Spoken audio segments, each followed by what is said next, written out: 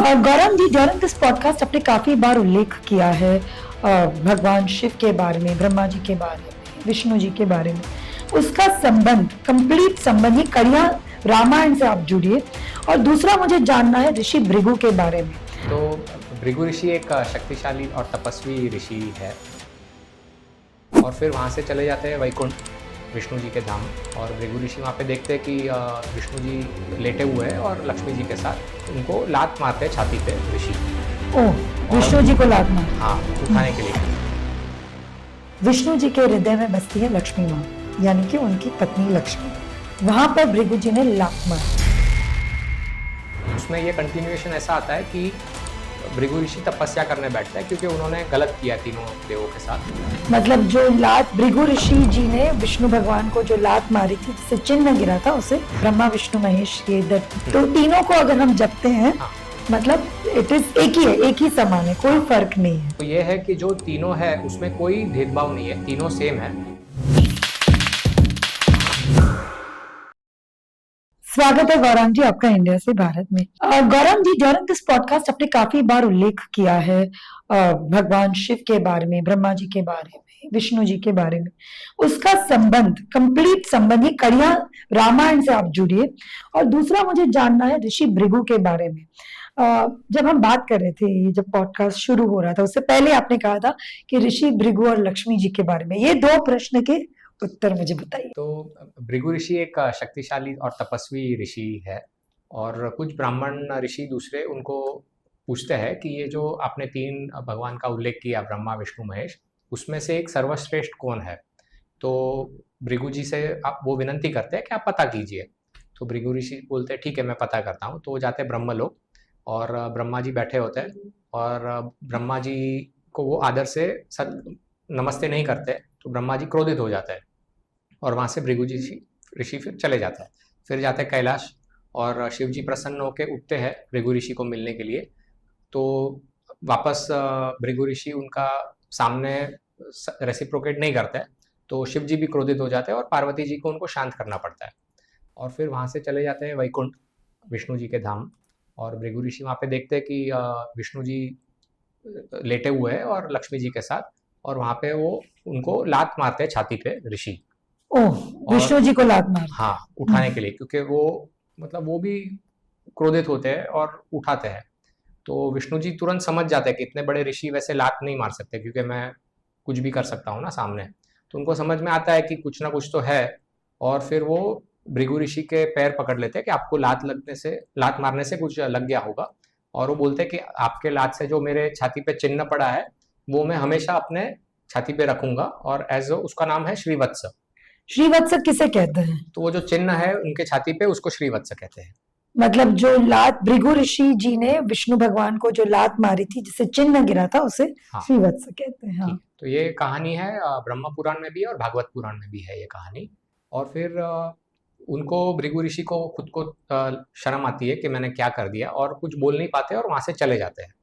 अभी हम जो कहानी है वो जोड़ लेते हैं ब्रह्म क्षेत्र का जो स्थानिक स्थल पुराण है वहां पे, क्योंकि उसमें वो जो स्थानिक पुराण है उसमें उल्लेख आता है कि भृगु ऋषि ने फिर क्या किया।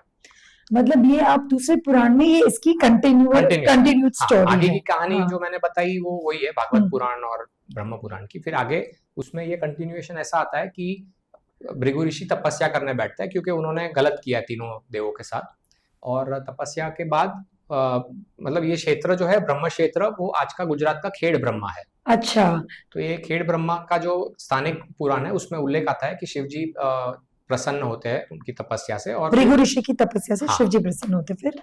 और फिर माफी मांगते हैं। और खेड़ ब्रह्मा जो क्षेत्र है उसमें आज भी ब्रह्मा जी का मंदिर है, और आज अच्छा। भी भृगु आश्रम है, और वहां पे आज भी शिवलिंग का एक मंदिर है। अच्छा, तो इट कनेक्ट द डॉट कि हाँ। भृगु जी वहां तपस्या कर रहे थे, शिव जी प्रसन्न हुए, तो शिव जी का मंदिर और भृगु जी का आश्रम हुआ, और ब्रह्मा जी का भी मंदिर क्षेत्र है, यानी कि वो वहां पर मंदिर है। हाँ। और अच्छा। थोड़े ही दूर विष्णु जी का एक प्राचीन मंदिर भी है, श्यामला जी करके। श्यामला जी, तो ये करेक्ट। हाँ। क्षेत्र बहुत ही पवित्र पवित्र माना माना जाता है। जाता है। तो ओके। इसका ये पूरे कहानी का सार अगर हम दूसरे ग्रंथों में देखें, जैसे वायु पुराण है या अन्य ग्रंथों में, तो ये है कि जो तीनों है उसमें कोई भेदभाव नहीं है, तीनों सेम है। तीनों में कोई भेदभाव नहीं करना चाहिए।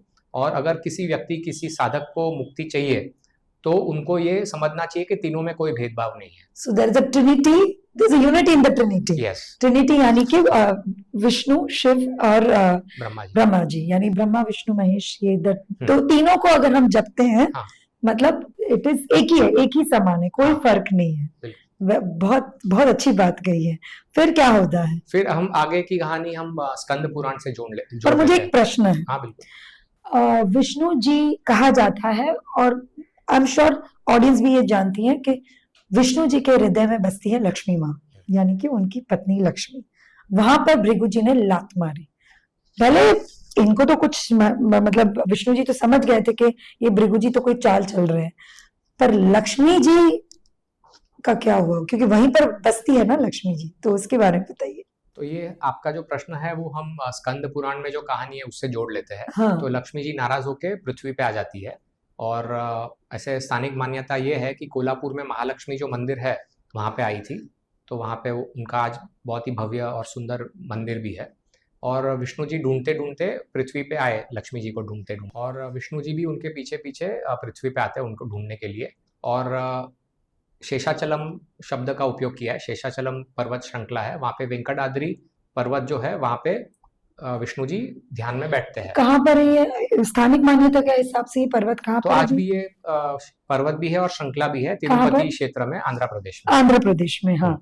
तो वहां पर आके वो तपस्या करते हैं। हाँ, स्वामी पुष्करणी नाम का नदी के तट पे वहाँ पे तपस्या करते हैं। तो तपस्या करते करते उन पे मिट्टी का एक ढेर जमा हो जाता है, और ब्रह्मा जी और शिव जी को थोड़ा चिंता होता है कि तपस्या कर रहे हैं, तो एक गौ माता को भेजते हैं कि आप अपना दूध वो मिट्टी के ऊपर आप दीजिए। तो वो देती भी है, और उस दरमियान जो ग्वाल होता है वो सोच रहा है कि मेरी गाय दे क्यों नहीं रही है दूध। तो जब उसको देख लेता है उसका पीछा करते हुए कि ये दूध यहाँ पे दे रही है, तब वो एक लकड़ी फेंकता है गाय पे। लेकिन गौ माता का ध्यान रखना और उसकी रक्षा करना एक बहुत ही बड़ा कर्तव्य है, क्योंकि वो गौ माता में सब देवों का निवास है। तो इसलिए विष्णु जी ध्यान से उठ जाते हैं और वो गाय की रक्षा करने के लिए वो लकड़ी के बीच में आ जाते हैं। तो उनको सिर पे चोट लग जाती है, और चोट लगने से उनको घाव हो जाता है और खून बहने लगता है। तो ये देख के वो वाले को समझ में आ जाता है गलती हुई, तो वो गिर पड़ता है। और ये हादसा देखने के समय होते हुए एक गंधर्व कन्या, नीला देवी नाम है, वो भी वहां से गुजर रही होती है। तो उसको भी चिंता होती है कि विष्णु जी को घाव लग गया, तो अपने वो जो बाल है कुछ दे देती है विष्णु जी को कि आप अपने घाव पे लगा दीजिए, क्योंकि अब ये ठीक नहीं लग रहा है। तो इसलिए आज भी तिरुपति में ये मान्यता है कि जो भी अपने बाल वहां पे समर्पित करेगा तो विष्णु जी उसको आशीर्वाद देंगे, क्योंकि वो नीला देवी का ऋण चुकाने के लिए ये बाल काटे थे। तो इसलिए हम सारे भक्त तिरुपति जब जाते हैं वो वहां पर बाल चढ़ाते हैं, ये आशा के साथ कि उनकी जो सारी इच्छाएं वो पूर्ण हो जाएगी। तो तिरुपति, और आपने कहा कि भगवान विष्णु तो तिरुपति आंध्र प्रदेश के इस क्षेत्र में ध्यान कर रहे थे, पर कोल्हापुर में महालक्ष्मी का वास है, वहां का कोई कनेक्शन है? हाँ, तो अभी इस क्षेत्र में ही एक वराह मंदिर आज भी है। वहाँ वराह क्षेत्र में जाके विष्णु जी रहने लगते हैं, निवास करते हैं। ओके। और उस वराह क्षेत्र में वो जब वन है, छोटा सा उद्यान जैसा है, वहाँ पे एक राजकन्या, बहुत ही खूबसूरत राजकन्या को देख लेते हैं और उससे वो प्रेम में पड़ते हैं, और वो राजकन्या भी विष्णु जी को देख के प्रेम में पड़ती है। तो विष्णु जी बोलते हैं कि मुझे आपसे विवाह करना है। तो कन्या बोल देती है कि पहले सबसे पहले मेरे माता पिता से आपको परमिशन लेना पड़ेगा। तो वो बोलते हैं ठीक है। तो वो अपना नाम बताती है, पद्मावती। वो वहाँ के स्थानिक चोल राजा आकाश और धारिणी रानी की बेटी होती है। और कहानी ये है कि आकाश राजा को वो एक धरती में से मिली थी, जैसे ही सीता माता को जनक राजा ने ढूंढा था वैसे। So is there a connection? यही वेदवती है? तो ये हम आगे देखेंगे। ओके। तो ये जो, और वो एक कमल के फूल के ऊपर मिली थी। तो ये आज भी तिरुपति के पास एक स्थान है जिसका शहर का नाम है अलरमेल मंगापुरम, जिसका आंध्रा लैंग्वेज में उसका अनुवाद होता है कि जो एक राजकन्या, जो कन्या मिली है एक लोटस या कमल के फूल के ऊपर से। हाँ, तो पद्मावती को देखकर विष्णु जी मोहित हो जाते हैं, भगवान विष्णु कंप्लीटली मोहित हो जाते हैं, और आकाश राजा हाँ बोल देते हैं। तो वो हाँ बोलते हैं, क्योंकि विष्णु जी जैसा दूल्हा हाँ मिलना वो भी एक भाग्य की बात है। और फिर जब वो हाँ बोलते हैं तब शादी की तैयारियां एकदम जोर शोर से शुरू हो जाती है। ऊपर से इंद्रदेव पुष्प वृष्टि करते हैं। विश्वकर्मा जो देवों के आर्किटेक्ट है वो पूरे शहर को मतलब आकाश राजा के शहर को पूरा सजा लेते हैं। और ये शहर का नाम भी दिया है स्कंद पुराण में कि नारायणपुरी नाम का शहर था। और कहाँ पर है वो तो नारायणपुरी शहर? अद्भुत बात यह है कि आज भी नारायणवरम करके तिरुपति के पास ये शहर है। So it validates the fact कि नारायणवरम में विष्णु जी और पद्मावती जी की शादी हुई। हाँ, लेकिन उल्लेख बहुत ही खूबसूरत है, जैसे आज हम शादी में उत्सव मनाते हैं वैसे ही है। तो शादी का डिस्क्रिप्शन बताइए, कैसी थी वो शादी? हाँ, और फिर विश्वकर्मा जी ने सजाने के बाद वहाँ पे यमराज जी ने वरदान दिया वहाँ के सब नागरिकों को कि आपको कोई बीमारी नहीं होगी, क्योंकि मृत्यु के देव है ना, तो बीमारी नहीं होगी तो कोई की मृत्यु नहीं होगी, इसलिए वो वरदान देते हैं। और बाद में आकाश राजा चंद्रदेव यानी सोम देव को प्रसन्न करते हैं, पूजा करते हैं कि आप आइए, क्योंकि बहुत सारी खाद्य पदार्थ बने होते हैं और उसमें सोम यानी जो हर्ब्स या जो प्लांट है उनके देव, तो वो आके उसमें स्वाद उत्पन्न करते हैं। तो ये भी बहुत ही अच्छा वर्णन है। और फिर वहां से जैसे हम बारात निकालते हैं वैसे दूल्हे राजा की बारात निकलती है। तो लक्ष्मी जी वाज ओके कि हाँ, they- नहीं तो लक्ष्मी जी को पता चलता है हाँ, तो वहां से वो तुरंत कोल्हापुर में जो था मंदिर मैंने बताया वहां से आ जाती है इस क्षेत्र में।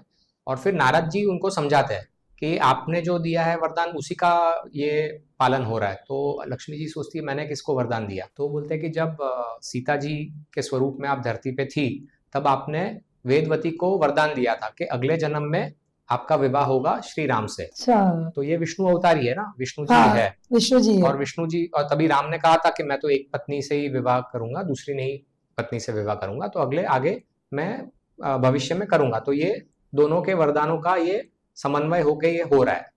तो तब अच्छा। लक्ष्मी जी मान जाती है और समझ जाती है। तो लक्ष्मी जी फिर मदद करती है शादी में? हाँ, मदद करती भी है और मतलब उनकी जो सहेलियां है उनका वर्णन भी है। किस तरह से लक्ष्मी जी पद्मावती जी और विष्णु जी की शादी में, खुद के पति और पद्मावती की शादी में जुड़ जाती है तैयारियों में, हाँ, बताइए। तो वो खुद दूल्हे राजा को सजाती भी है और उनकी जो सहेलियां होती है वो भी आती है। जैसे प्रीति आके जो सुगंधित तेल है वो लगाती है दूल्हे को।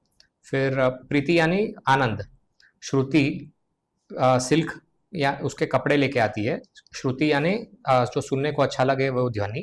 फिर स्मृति, स्मृति यानी मेमोरी, वो आती है गहनों के साथ। बहुत बेहतरीन डिस्क्रिप्शन आपने दिया कि किस तरह से लक्ष्मी जी स्वयं पति विष्णु, उनके पति विष्णु को तैयार करती है शादी के बाद। तो इसमें और एक दिलचस्प बात यह है कि लक्ष्मी यानी धन जब किसी के घर में आती है तब उसके साथ अन्य चीजें लेके आती है। अगर आप अपने इंद्रियों पे काबू है आपका, तो अन्य चीजें भी आती है धन के साथ साथ, जैसे प्रतिष्ठा आती है, आपकी स्मरण शक्ति अच्छी हो जाती है, आपकी दृढ़ता अच्छी हो जाती है, आपकी वाणी अच्छी हो जाती है।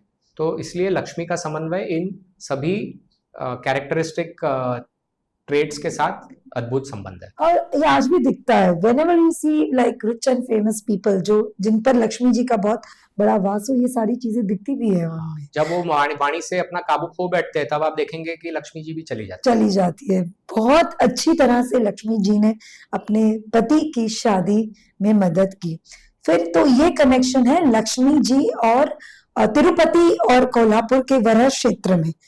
और ये कहाँ आपने कहा, ये वराह क्षेत्र कहाँ? वराह क्षेत्र तिरुपति के पास ही मंदिर है। वराह क्षेत्र हाँ, के तिरुपति डिस्ट्रिक्ट है, उसमें ये सब स्थान है। और आज भी वो मंदिर है हाँ, विष्णु और पद्मावती जी का कोई तो भी मंदिर है? विवाह होगा फिर उसमें आएगा मंदिर का डिस्क्रिप्शन। हाँ, फिर विवाह होने के बाद क्या हाँ, होता तो अभी तो जा रहे हैं ना विवाह के लिए। हाँ, तो पूरी जो मंडली है वो जाती है, विवाह होता है। और आज भी वो विवाह का वर्णन ऐसा है कि हम आज के विवाह में जो होता है वैसे ही है, जैसे गंधर्व संगीत कर रहे हैं, अप्सराएं नृत्य कर रही है।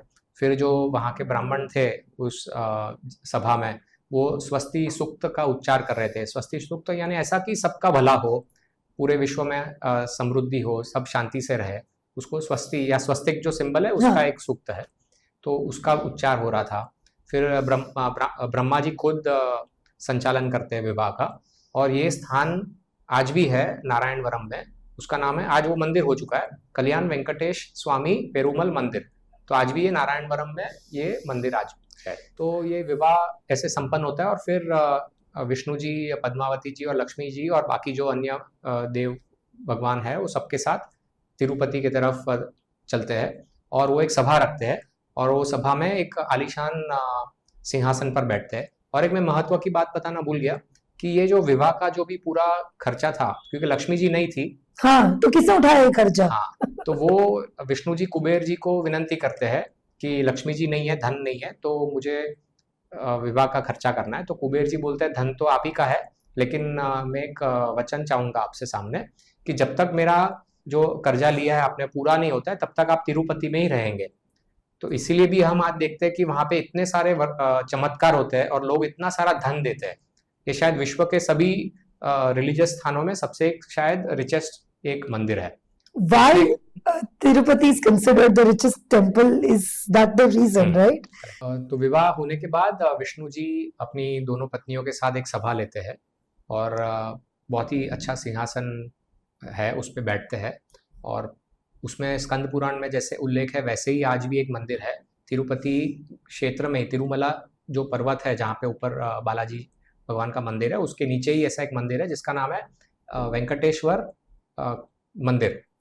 मतलब वो वहाँ पे भी आज भी जो नए शादी करके जोड़े आते हैं वहाँ पे वो आशीर्वाद लेने आते हैं। तो ये आज वहाँ पे आज भी मौजूद है। तो न्यूली वेड कपल आज भी वो मंदिर में जाके आशीर्वाद लेते हैं। और न्यूली वेड कपल्स क्यों वो मंदिर में जाके आज भी आशीर्वाद लेते हैं? गौरव जी, ये सारी कहानियां जिसका आपने अभी उल्लेख किया वो सारी त्रेता युग की है, तो इसका कलयुग के साथ कनेक्शन कैसे? तो आज भी विष्णु जी वहाँ पे बैठे हैं, जो हम बालाजी मंदिर या वेंकटेश बालाजी मंदिर जो कहते हैं, उसमें आज भी वो आशीर्वाद देने वहाँ पे बैठे हैं अपनी पत्नी लक्ष्मी देवी। और एक पद्मावती देवी का एक मंदिर भी है वहाँ पे, वो आज भी आशीर्वाद का सिलसिला चल रहा है, इसलिए लोग इतना मानते हैं और करोड़ की संख्या में लोग वहाँ पे दर्शन देने हर साल जाते हैं। गौरव जी, तो ये आपने कनेक्शन काफी अच्छा एस्टैब्लिश किया है त्रेता युग और कलयुग को लेकर। आपका जो लास्ट चैप्टर है द बुक, वो है योग वाशिष्ठ, जो हमें बताता है कि किस तरह से हमें जीवन जीना चाहिए और how you can apply even in today's life. तो इसके बारे में हम बात करेंगे इन द लास्ट एपिसोड। तब तक के लिए धन्यवाद। तो कैसा लगा आपको आज का हमारा एपिसोड? तिरुपति को इतनी पवित्र पावन नगरी क्यों मानी जाती है और वहां पर केवल एक नहीं पर अनेक मंदिर है? ये सब मुझे तो काफी रोमांचक और दिलचस्प लगा। आपको कैसे लगा प्लीज हमें कमेंट सेक्शन में बताइएगा और do like and subscribe our channel. तब तक के लिए धन्यवाद।